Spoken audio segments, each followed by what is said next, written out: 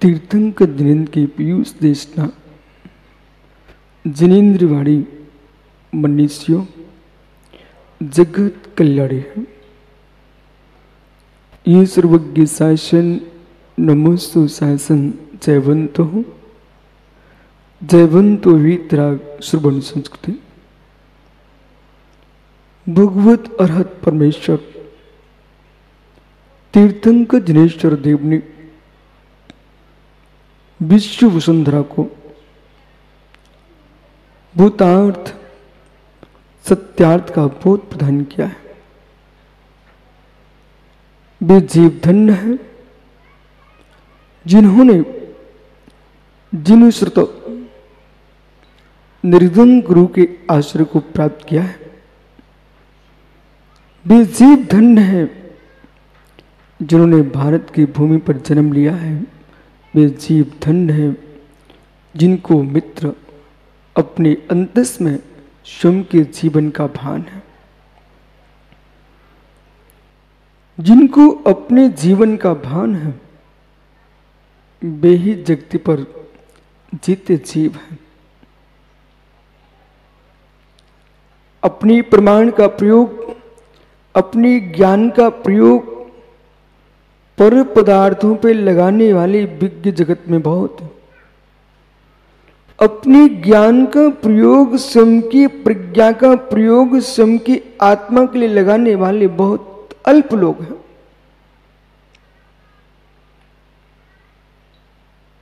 अनेकांत तो शादबाद की दृष्टि से जीने की दृष्टि जिसने बनाई है वे भारत वसुंधरा पर ही नहीं विश्व वसुंधरा पर बिरले लोग हैं।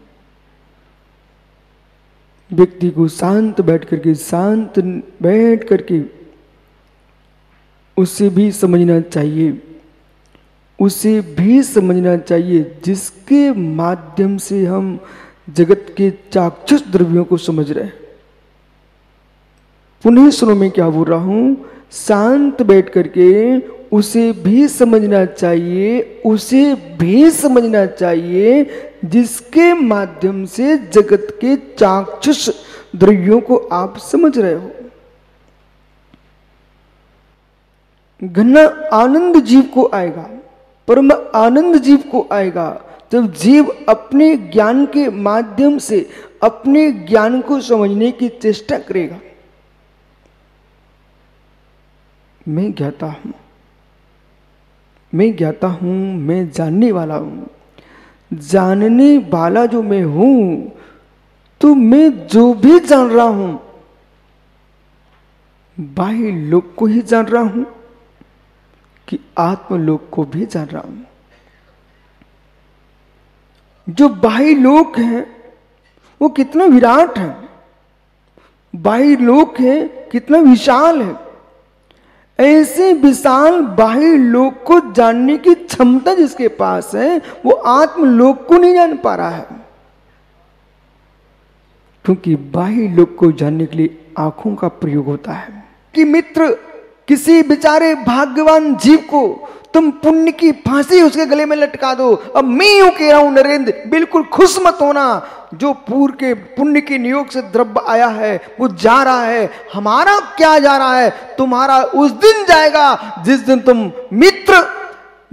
तुम मित्र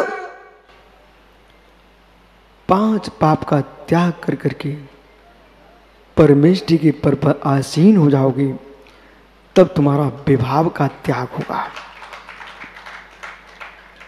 लेकिन परम स्वभाव की दृष्टि से व्याख्या करूंगा तो आज तक इस वसुंधरा पर मेरा कभी कुछ जाने वाला नहीं है।